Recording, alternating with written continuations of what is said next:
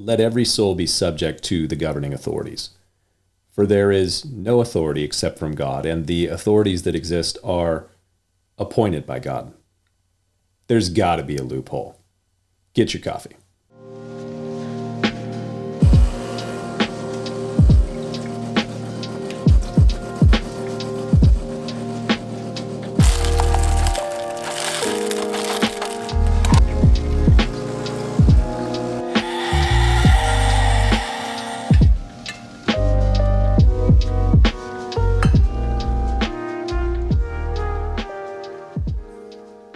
There has been a lot of talk over the last 11 months about how pastors, churches, and individual Christians ought to respond to authority.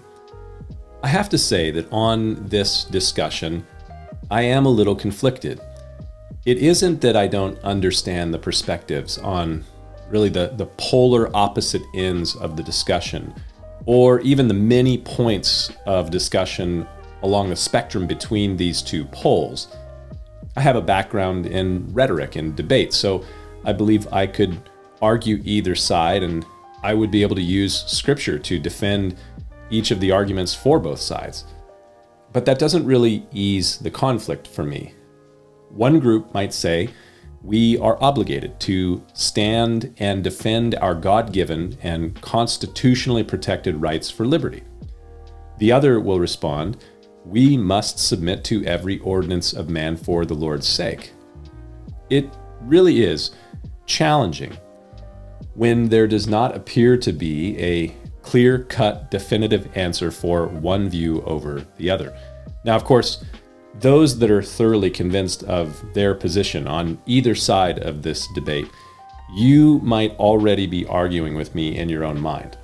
You are convinced that there is no plausible way to argue against your view. But if you're unable to see the counterpoints to your view, you're probably guilty of strawmanning your opponent's view. In Jesus' day, the Pharisees and the Herodians were two groups that were about as far apart as you could be, especially politically. One would have argued for their liberty as God's people, while the other would have argued for submission to authority, the authority of Herod and of Rome. And while they disagreed on virtually every point, they both agreed that Jesus caused problems for their group. So they plotted together to take him down. And they were convinced that they had a watertight method for taking him down. They came to him united together, probably united on no other point but their disagreement or dislike for Jesus. So they come to Jesus united together and they asked him, is it lawful to pay taxes to Caesar or not? This was a major issue. And so if Jesus said no, then he would have a problem with Rome, and the Herodians would make sure that the authorities were notified of his seditious, insurrectionary views. But if he said yes, then he would have a problem with the populace, the people, and the religious establishment of his day. They detested the oppressive and imperialistic Roman rule over them, the occupation of Rome. So Jesus was in a bit of a catch-22.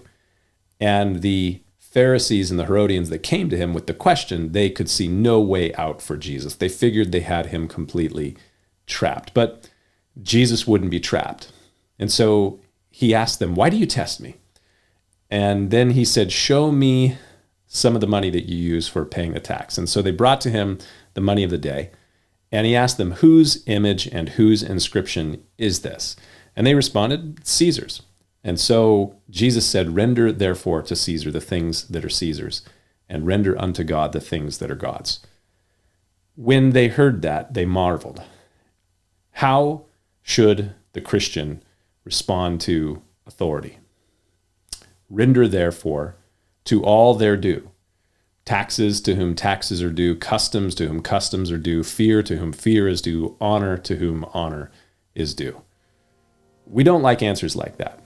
And my stubborn side, my rebellious side, and I certainly have a stubborn and rebellious side, my stubborn, rebellious flesh wants a proof text for my rebellion that will give me some sort of justification for my rebellion. But try as hard as I have yet to find any sanction in Scripture for my carnal nature.